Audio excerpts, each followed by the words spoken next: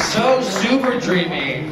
Well, I'm going to tell you a little bit of a story here. If you don't know me, I'm Ben Cameron, your Broadway buddy, and I'm happy to be here at BroadwayCon here. So excited. The other night, I love going to the theater. Anybody else here? The theater. I had the opportunity to go out and see a show that I've seen before and revisit it. I went to go see Avenue Q.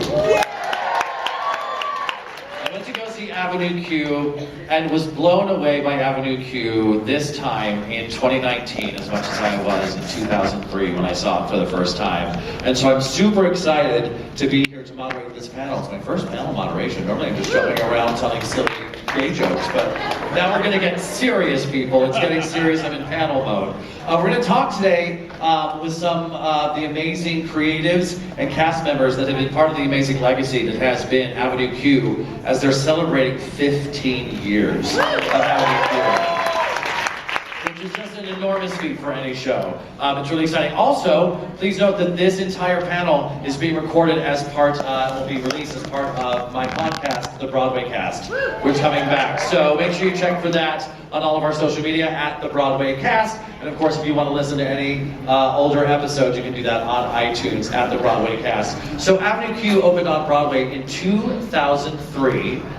Moved to Off-Broadway in 2009, has played the West End, has played Las Vegas all over the world, and it is as hip and fresh and relevant as it has ever been.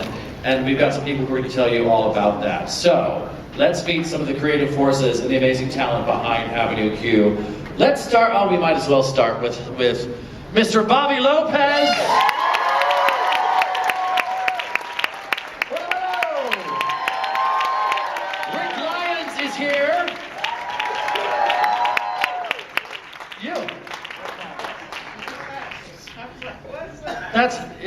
Yeah, there he is. Huh? Yeah, oh, I put an S on it? It's Rick Lyon, there's no S. So oh, my apologies. My apologies to the pride. To the Lion Pride. Carmen Ruby Floyd is here. Aaron Quill is with us. You guys can sit wherever you feel happiest. Right. We're very easy breezy. Howie Michael Smith is here with us today. Let's say hello to our good pal Ann Harada.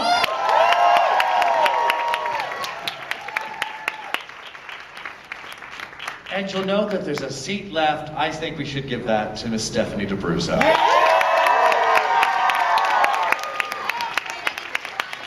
You get to climb. Thank you guys all so much for being here, and congratulations on the legacy of Avenue Q. 15 years is an accomplishment that very few theatrical anythings get to achieve. It's almost a miracle in our business, isn't it? So congratulations on that. And as I mentioned, I saw the show the other night, and it's really in terrific shape. And I was just blown away by how hard I laughed. And that I even, as vulgar as I can be and like to be, gasped and put my hand to my mouth a couple times, which I have to believe is all part of the game when we're talking Avenue Q. So a quick little story. In 2003, I was in a show, a little show called Wicked. In 2003, and we went into Tony night. And we were feeling real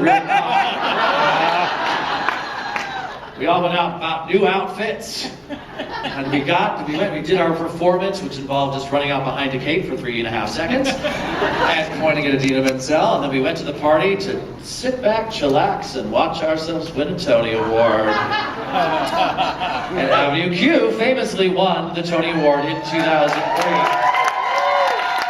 This is set up, you guys. Let's get out of here.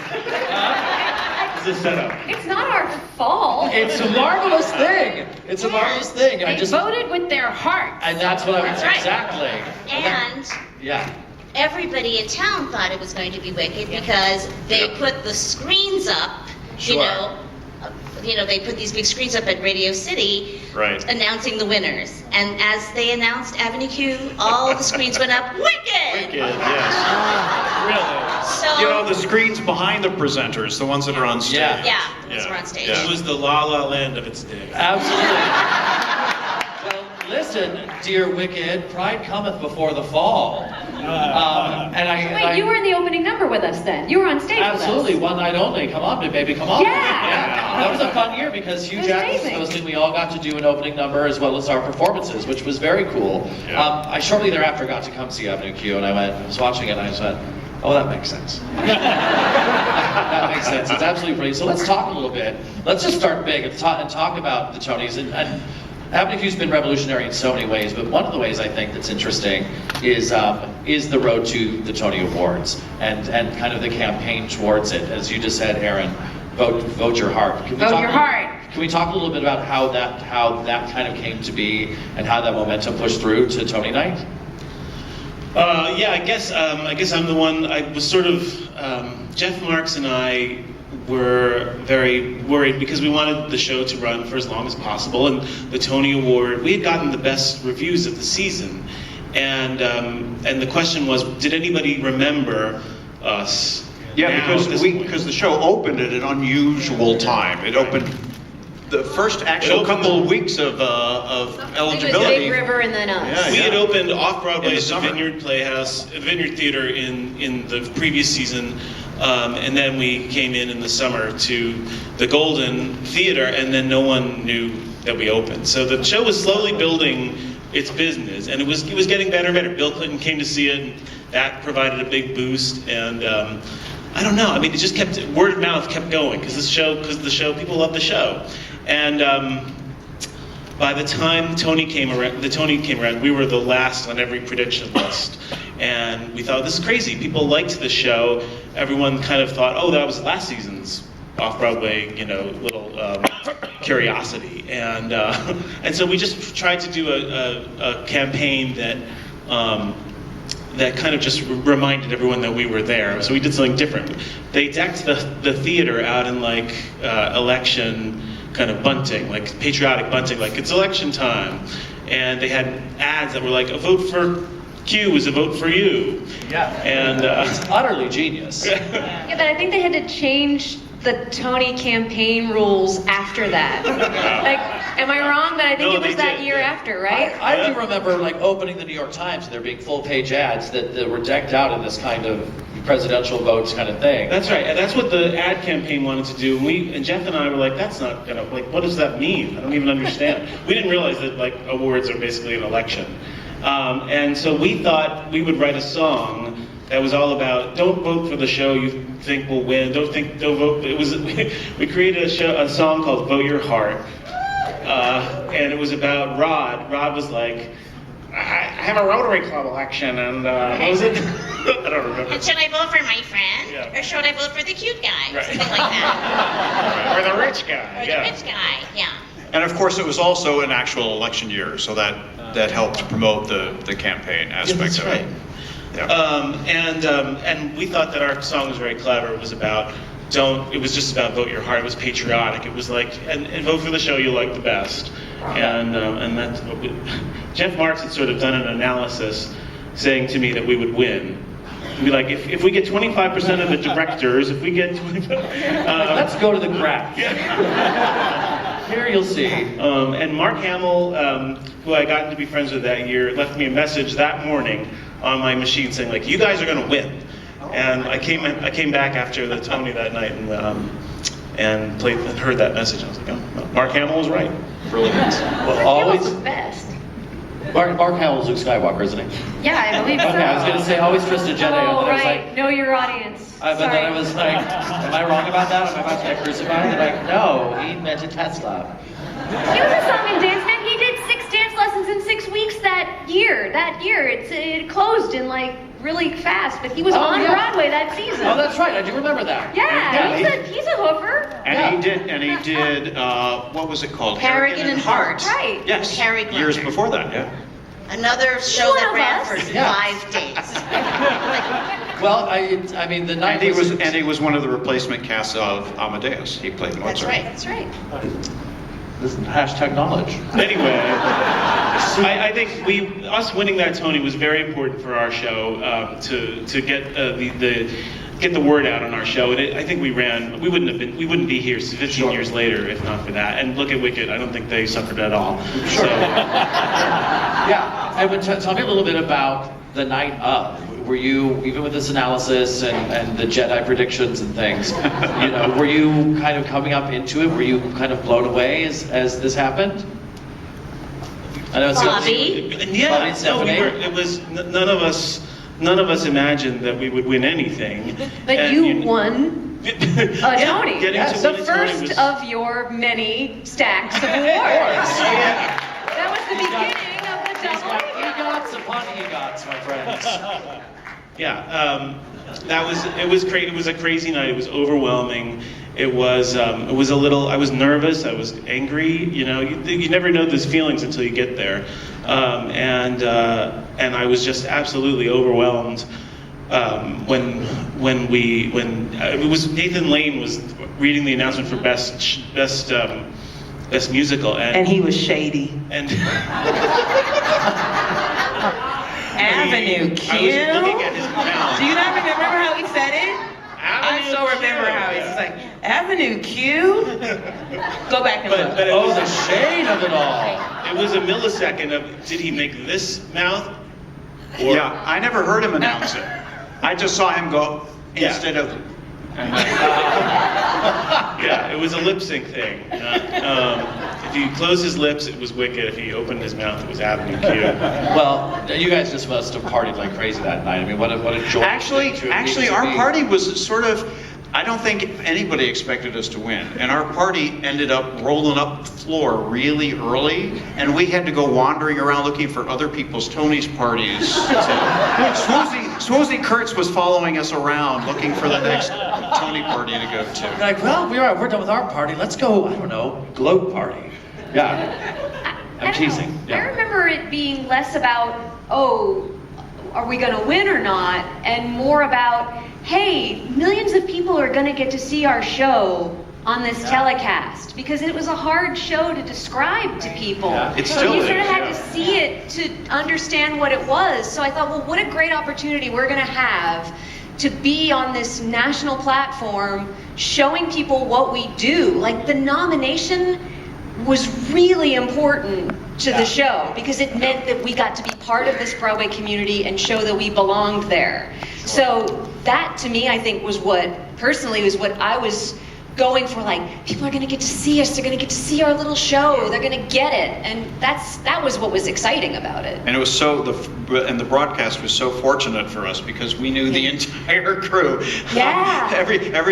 All the cameramen, the floor managers. They all worked on Sesame were Street. all people who'd worked on Sesame Street. Yeah, in fact, That's some good juju in there. well, yeah, our floor manager was Chris Kelly, who works Yeah. on Saturday Night Live now. The guy who had Kate super close up for the bleeped "fuck, it sucks to be me" was John Michael John, who'd worked on Sesame Street, was working on Colbert, and had worked on The Late Show, and he just left that show. Amazing camera guy. And he Ken Diego was in the Ken trailer. Diego was in the trailer as the AD. He knew how to shoot really close, so I knew I had to keep Kate really still, but I knew that she wouldn't wind up dipping out of shot. Like, I knew I could trust John. He's like, I got you, Stephanie. So that was so special. Like, we had friends there. Yeah, and Jason Moore had storyboarded the first part of that because everyone was nervous about framing. When you do something on screen, you're telling people where to look. So you're telling people, look at this puppeteer. Whereas on stage, your eye has freedom to go where it wants to go, and you end up saying, okay, there's the puppeteer, there's the puppet, puppeteer, puppet, puppeteer, puppet. That's the character. I get it. And so we tried. Jason said, let's start really close in on Kate Monster, and then kind of slowly come further out so you can see Stephanie. But it was weird because when we do puppets for television, we're used to seeing a monitor to seeing how they look. Right, We right. couldn't You can't guarantee see. that we were going to get that nailed right into the camera lens. So It's all I coming back kind to of me knew now. where John was going to be, and he kind of helped me, but I mean, he could only do so much to help my focus. So yeah, it was like there by the grace of the TV Mismatch. gods go I. Well, let's talk about each of you and your relationships with Avenue Q. Kind of tell us when you were there with the Q and which roles you assumed during that time. We'll start with you, Carmen. I got a call from my agent saying, hey, you have an audition for Avenue Q to understudy Gary Coleman. And I said, That's just a call you never expect to get. You know I'm 5'10" and I'm a female, correct? And I had no idea. I mean, I was out doing Lion King in Toronto when I came here, so I wasn't seeing stuff. You know, I was keeping my coin. I wasn't going out and seeing theater. Sweet per diem. Yeah. So when I came in to audition, I still didn't know what was going on. I was just like, loud as the hell. What? I seriously and y'all was laughing. I was like, oh, okay. I really didn't know what was going on. I was like, well, is he a puppet? What? Just clueless. Like, well, it was off Broadway. It was a big hit. I was like, well, fine. I'll go in and then, I got it. But like you were saying, it was so hard to explain. I was like, what? It was very hard to explain, and it was very hard to show people what we had as far as from a script and a tape. Yeah. Because you would read this thing and it wouldn't seem very good or very funny on the page, and then the songs, it's nice to have people around to laugh. And when you look at the lyrics are always written in uppercase. So when you see like a song with a lot of F-bombs in it on the page, it just looks very angry. Yeah. It's like you're yelling. I mean, Book of Mormon was the worst, the end of Constantine Evil Eye. And they also asked me, if I had puppetry experience, and of course, I had, Lion King, which kids, if you're in school and they tell you, a special skill, I was like, puppetry is so stupid. I'm not going to be able to use it. Nobody's going to ask me to do this. I'm not a puppeteer. And I'm still not, but I got through with help of Lion King, then everybody at Avenue Q helping me out. But that was like, I don't have a skill. That's not my skill. That's not my, You wanted to show your beauty. You didn't want to be hidden in the void. I get it. Would you want to hide that? Come on. You're too sweet. Carmen, you did playing Gary Coleman and did puppeteer work as well. Yeah, they came to me like a year in to do the tea lady. I don't know if I can. Yeah, Jen, Mrs. Thistlethwaite. Okay, he said it. Yeah. I was like, okay, and so that was crazy because I had watched you guys, and then Jen was very great with me, helping me with twat and sorry. See, that's what I'm saying. Mrs. Swat Thistle. We never referred to her as that. Like, it's hilarious. I never thought to have that be the slang for her. We're just gonna. I'm done. Who's got time? I'm done. Twat. Yeah. Okay. But it was so fun and learning the just the partnership, with Rick, with Trekkie, all that stuff, and just the magic that comes with, it's like ballet dancer. You see just the grace and beauty. You have no idea the hard work because it looks flawless. Yeah. Do you know what I'm saying? So that was great. And I do want to dive into that in a little bit as well, because the physical demands of the show are immense. I mean, as far as you're putting so many elements together. And her, of course, Christmas Eve in the original. No puppetry skills necessary. But I do have a question with that, and maybe I can all help me. In the world of Avenue Q, what is the reasoning behind having some characters as human and some characters as puppets? That's a good question. It's you notice the jumping off place for Avenue Q was it started as a satire or a parody of Sesame Street. And one of the things about Sesame Street is that they have humans and puppets. Why do they have humans? The puppets are so popular. The Muppets are so popular. Why isn't it just all Muppets? Well, the human characters, not only context is the wrong word. They give credence to the puppet characters. If the human beings believe in the puppet characters, then the audience is going to believe in the puppet characters. Gives them credibility. On Sesame Street, a lot of the humans were these little kids, and the show was aimed at families and young kids. We thought our show was really aimed at 20-somethings, and people who were kind of babies out of college, and we created this character called Brian, who was based on our friend from the BMI workshop, Brian Yorkie. The writer You played him in the Normal. first reading, right? You played him in the first reading. I played him in the first It's reading. why Brian wears shorts. That's right. And Goofy do shirts. Yes. Does Brian Yorkie wear those things? Used Oh to. yeah. did? Oh, Oh, yeah. yes. Oh, he did. Yeah. Okay. He wore him to the reading, and it was such a great costume choice that you guys ran with it. Brilliant. And we had to let him go at some point, but he won the Pulitzer Prize, so he's fine. So he's fine. He can't afford pants. He's just not That's right, he wearing doesn't them like them. necessarily. But you had like Brian was sort of the Bob. Yeah, Brian was like and Bob. Christmas Eve was like, you know, the Gordon Maria, and Susan yeah. and Luis and Yeah, Maria, that's right. like sort of giving advice to the puppet characters. Right, and Gary Coleman was kind of like the guest star. You know, there's always Yo-Yo Ma would come on Sesame Street. And Rick, how long were you involved in the production?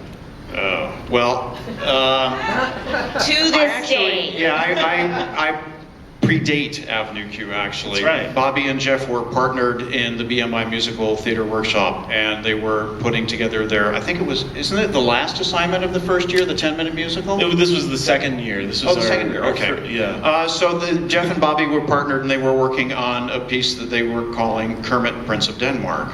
And it's brilliant. It was a brilliant piece. And they had been performing the songs that they'd been writing in class, and they'd been really well received and stuff. But Jeff and Bobby went, you know, we're writing these songs for puppets. Wouldn't it be cool to have somebody perform in class with a puppet? Wouldn't that be just, you know, the icing on the cake? And so Jeff had been a music intern at Sesame Street, where he got fired. And but he got to know one of the puppet wranglers at the show, and he asked her if she knew anybody who would come in and sing a song as Kermit for them. So she contacted me. That's Laura McLean, and of course, I had never heard of the BMI Musical Theater Workshop. I had no idea who Bobby and Jeff were. But one of the things that I always have sort of made a driving force in my career choices is just never say no to anything, at least without getting more information. So I said, sure, I'll meet you, and you know, maybe we can work together. And so I met them, and they played the song, and it was a brilliant song, and I performed the song in class, and it was incredibly well received. And that sort of launched them into creating a full-length piece out of that, Kermit, Prince of Denmark. We pitched it to Henson, who said no, which was a really bad idea. And so Bobby just went, well, screw you guys. Why are we writing for somebody else's characters? Let's make our own thing with puppets. And that's when Avenue Q was born. So I've known Jeff and Bobby since 1997. And Stephanie. Well, I want to get back to Ann Harada, her involvement in the show.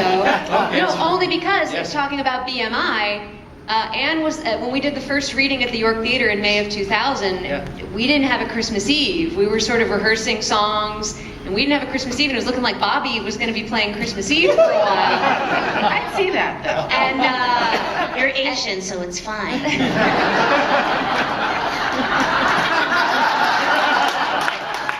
We can talk I about have- that too. I have very deep memories of Bobby's Christmas Eve that I will cherish in my heart forever. So Amanda Green was our first Gary Coleman. Yes, that Amanda Green. And I believe it was Amanda who brought Ann to us. I had gone to college with Amanda, and I feel like how the story was told to me was like, they're like, hey, we really need an Asian actress. Does anybody know anybody Asian? I'm like, Amanda's like, yeah, I know somebody. I'll call her, you know. And so then I got a call. I was like, yeah, I'll go. I'm much like Greg. I'm a big believer in if it, you know, you don't know. You have to show up and see if any, you know, no matter how wacky an idea seems, or you don't never heard of them, well, they never heard of you either. It's like, just show up and see what happens. So it was so much fun. I mean, I had gone to the BMI workshop, and I'd seen them do Kermit, Prince of Denmark, and I loved it. And I just thought, they're so gifted, you know, like, so anyway, so I show up, and they're like, hey, we need somebody to sing 2 lines, and everyone's a little bit racist. I'm like, fantastic.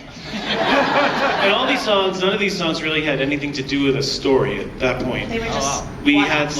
we were thinking of a TV show. We wanted to create a show where every week there'd be some kind of theme, and we'd have a lot of little skits and stuff like that, puppets and some kind of story, but not really. And so we had written all these songs that were not supposed to go together, and racist. We just kind of put them up in our first reading,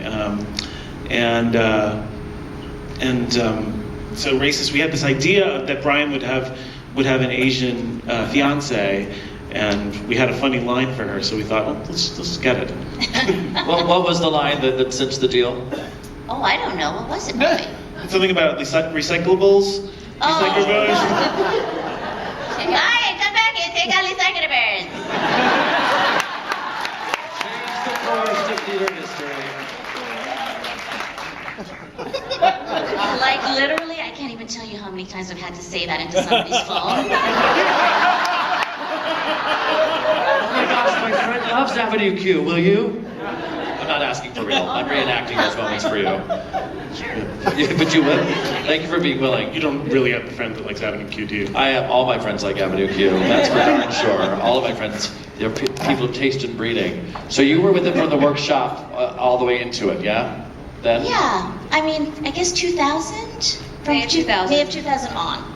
And so Stephanie's staying with you. Yeah, and when Rick Well, talked about- you were involved before that. No, I wasn't. I came on because my husband, Craig Shemin, who's out there somewhere. Hi! President of the Jim Henson Legacy at the time, was working for the Jim Henson Company in the Creative Services Department, and Bobby and Jeff met him because they were trying to pitch Kermit, Prince of Denmark to Henson. Not like Craig had any say, but they were meeting with him to see getting farther up the chain. And then Craig, who is a TV writer, offered to help us write this pilot, and we graciously accepted, and he graciously gave us his office in the Jim Henson townhouse.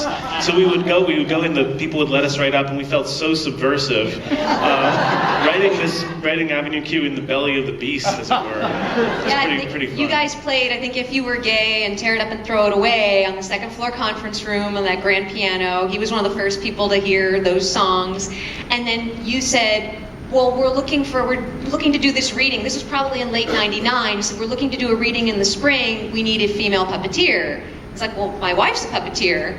And he showed the clips we'd worked together at that time on a show called The Webulous World of Dr. Seuss. And unbeknownst to me, Rick had also thought of me, but he thought I'd be too busy. Yeah, I had said, well, Stephanie'd be perfect with this, but I don't think she'll be able to do it. Which, like, okay, always ask your friends. Never assume they're busy. So it was just serendipitous that this also happened. And it was nice to have two people validate my being in that reading. But so that's how I got involved with that first reading. But I remember the rehearsal process for that first reading seemed like it was just very sporadic for a few months beforehand. Yeah, That's why it seems like it was longer. Well, and I always kind of forget that we had Johnny. Yeah. Had already been there for a while. He was the first other person. Yeah, John Tartaglia, and because Rick and I and Johnny had worked together on Sesame Street for years. That's how far I started at Sesame like in late '93, so that's when Rick and I met. I probably should have established that we knew each other. Well, that's one of the unusual things about the original cast of Puppeteers. We all knew each other for years before we'd ever done Avenue Q. In fact, when we were at the Vineyard, I think between the four of us, we had 50 years collective professional puppetry experience, which was pretty fun. Because it was fun to do something similar to what we knew